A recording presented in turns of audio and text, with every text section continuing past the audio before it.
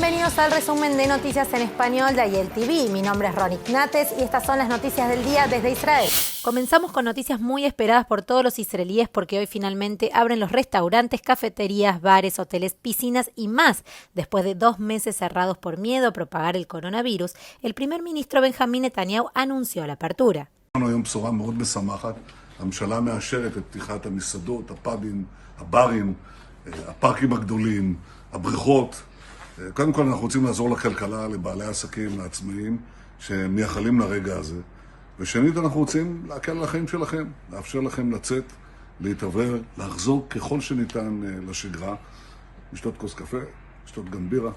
Las playas, escuelas, gimnasios y otros tipos de negocios ya abrieron sus puertas días atrás, así que parece que la vida cotidiana estaría regresando. Sin embargo, unos 4.500 restaurantes aún están cerrados, lo que significa que más de 70.000 israelíes siguen sin trabajo, y la mayoría de estos cierres se deben a las restricciones restantes de coronavirus. Muchos propietarios de restaurantes explicaron que no sería rentable reabrir antes de permitir el servicio al 100%. Bajo la estrategia de salida del Ministerio de Salud, los restaurantes, bares y clubes solo pueden abrir a plena capacidad si sirven a menos de 100 clientes. Cualquier otro lugar con mayor capacidad está limitada al 85% y a ciertas pautas de distanciamiento social e higiene que siguen vigentes. Todo esto en un esfuerzo por prevenir la segunda ola de infecciones por coronavirus que muchos predicen. De hecho, ya hay un número algo alarmante de maestros, personal escolar y estudiantes que están volviendo a la cuarentena después de que se reportaran varias infecciones nuevas. אז קודם כל תעשו חיים. אבל אנחנו גם עוקבים אחרי ההתפתחויות. בהתאם להתפתחות התחלואה אנחנו נערך בהתאם. מקווה שלא נצטרך לשנות. A partir de ahora, el Ministerio de Salud informa un poco más de 2.000 casos activos de coronavirus en Israel, con 37 en estado grave. El número de muertos sigue siendo 281. Continuando, el terrorismo amenaza nuevamente al Estado de Israel. Intentaron llevar a cabo un ataque punzante contra un policía israelí en el barrio de Jabel Mukaber, al este de Jerusalén.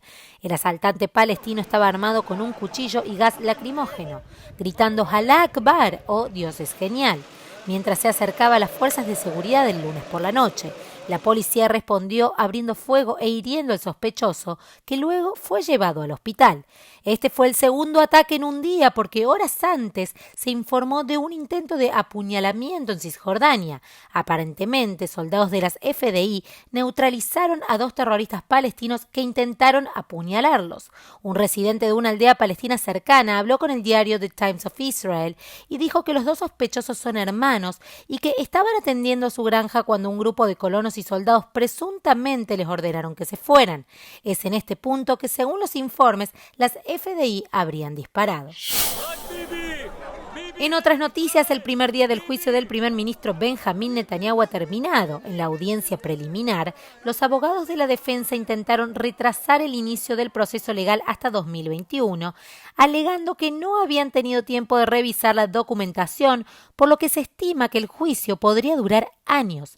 Los israelíes presenciaron un espectáculo histórico, el primer juicio penal del país contra un primer ministro en funciones. Ahora los jueces dicen que quizás Netanyahu no necesite volver a la corte por ahora, porque los siguientes pasos son principalmente de procedimientos. El primer ministro se declaró inocente de una serie de cargos de corrupción. Netanyahu está acusado de 3 cargos de fraude y abuso de confianza y un cargo de soborno en 3 casos penales. Y en total podría enfrentar más de 20 años en prisión o una multa si se lo considera culpable. Mientras tanto, Netanyahu se dirigió a la prensa diciendo que quiere que todo el juicio se transmita en vivo. ולכן הבקשה הראשונה שלי מבית המשפט היא שקיפות מלאה. אני מבקש שהכל ישודר בשידור חי, שידור רציף ולא מצונזר. La próxima audiencia está programada para el 19 de junio. En ese momento, la Fiscalía y la Defensa actualizarán a los jueces sobre su progreso en la revisión de los materiales de los casos. Y mientras tanto, Benjamín Netanyahu está listo para comenzar a ejercer su rol de primer ministro. Y el controvertido tema de anexar asentamientos judíos nuevamente ocupa el centro del escenario, esta vez en la reunión semanal del partido Likud. יש כאן הזדמנות היסטורית שלא הייתה מאז 1948, להחיל ריבונות באופן מושכל כצעד מדיני וצעד ריבוני של מדינת ישראל ביהודה ושומרון. זאת הזדמנות גדולה ואנחנו לא ניתן לה לחלוף. Netanyahu fue firme estableciendo una fecha en julio para la votación y diciendo que no tiene intención de cambiarlo, pero la idea de llevar a cabo este movimiento unilateralmente ya está dividiendo a la coalición recientemente fundada. Itzik Shmuli, miembro del Partido Laborista y ministro de Bienestar, es uno de los que se comprometió a votar en contra. El movimiento planeado está en línea con la iniciativa de paz propuesta por el presidente de los Estados Unidos, Donald Trump, lo que le permite a Israel extender su soberanía hasta un 30% de Judea y Samaria o Cisjordania. Y en noticias relacionadas, la nueva coalición de unidad de Israel se enfrenta ahora a un nuevo desafío importante, y no estoy hablando del juicio del primer ministro Benjamín Netanyahu, sino de la controvertida ley noruega que parecería que está nuevamente en el escenario de la Knesset, después de haber sido postergada originalmente la semana pasada. La primera lectura de la ley está programada para una votación en el día de hoy. Esta ley es llamada así por ser similar a una ley de Noruega. La legislación permitiría a los ministros dentro de la coalición dejar sus escaños en la Knesset. Entonces, otros miembros del partido de más abajo en la lista tomarían su lugar, expandiendo efectivamente el tamaño del gobierno. Sin embargo, hay varios problemas con el proyecto de ley propuesto. Por un lado, el Tribunal Superior considera que la ley es inconstitucional porque viola una ley básica israelí que limita el tamaño del gobierno. La ley noruega también tiene problemas porque normalmente la siguiente persona en la lista sería promovida automáticamente. Ahora el Partido Azul y Blanco del co-primer ministro Benny Gantz está dividido, lo que significa que los miembros de la oposición anterior serían promovidos en lugar de los miembros de la coalición.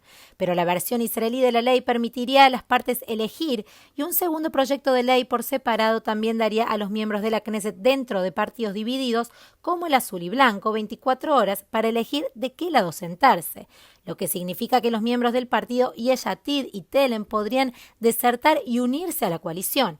En cuanto al costo de este proyecto de ley, los críticos señalan que el nuevo gobierno ya masivo tendría que pagar 1.5 millones de shekels adicionales por cada ministro recién ascendido.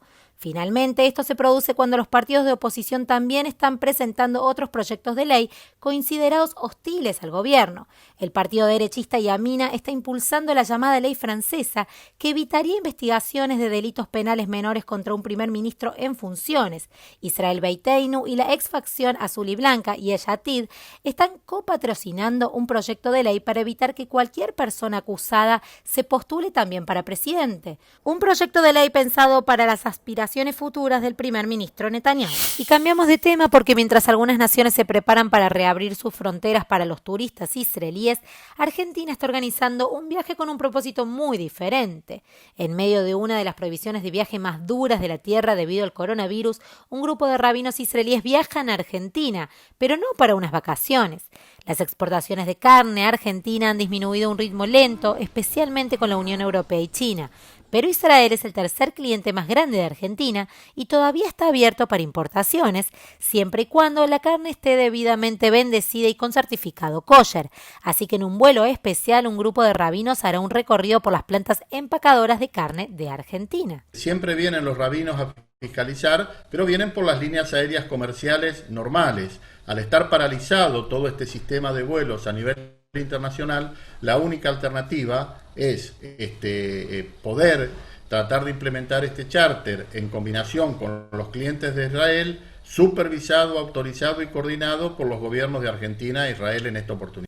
En circunstancias normales, el rabinato israelí requiere un equipo israelí para certificar las importaciones kosher y un equipo generalmente viaja a inspeccionar al menos 2 veces al año.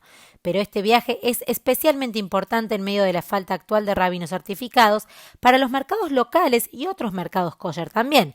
Así que esperamos que pronto llegue riquísima carne kosher de Argentina a Israel. Avanzando, los israelíes se están abasteciendo de productos lácteos antes de la festividad judía de Shavuot.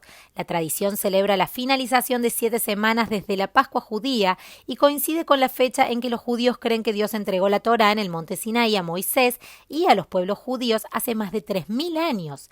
En Israel, los kibutzim de todo el país cobran vida. Desde su llegada a Tierra Santa a principios del siglo XX, los judíos que viven en estas comunidades han marcado el día con celebraciones festivas, vestidos de blanco y celebrando la cosecha de la naturaleza.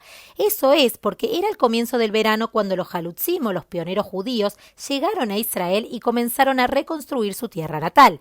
Y en ese momento la cosecha estaba en pleno apogeo. Entonces, para ellos la costumbre ha adquirido un nuevo significado. En el resto del país, comer productos lácteos como el pastel de queso, por ejemplo, es solo una de las formas de celebrar este día sagrado. Por otra parte, aquellos que respetan la festividad religiosamente también permanecerán despiertos toda la noche leyendo y estudiando la Torá y escuchando los 10 mandamientos, como parte de la renovación del compromiso de un judío con Dios. Y antes de finalizar, no todos los días encuentras tesoros como este en una excursión familiar informal. Estás mirando una tabla antigua hecha de arcilla, con un captor liderando a su cautivo desnudo y humillado, con sus brazos retenidos detrás de él. Imri Elia, de 6 años, del kibutz Nirim, cerca de la Franja de Gaza, estaba recorriendo el sitio arqueológico de Tel Hameh con sus padres cuando se topó con este curioso objeto. Los investigadores de la Autoridad de Antigüedades de Israel creen que la escena describe las luchas de poder entre la ciudad de Yursa y una de las ciudades cercanas al Tel, posiblemente Gaza, Ashkelon o Lachish. Los arqueólogos dicen que están sorprendidos de que este descubrimiento único y raro no se haya encontrado hasta el día de hoy. Parece que el niño trajo suerte. Muchas gracias por acompañarnos. Si quieren recibir más noticias en español y en inglés, búsquenos en Facebook y en Twitter como IEL TV. Soy Ronit Nates y nos vemos la semana que viene.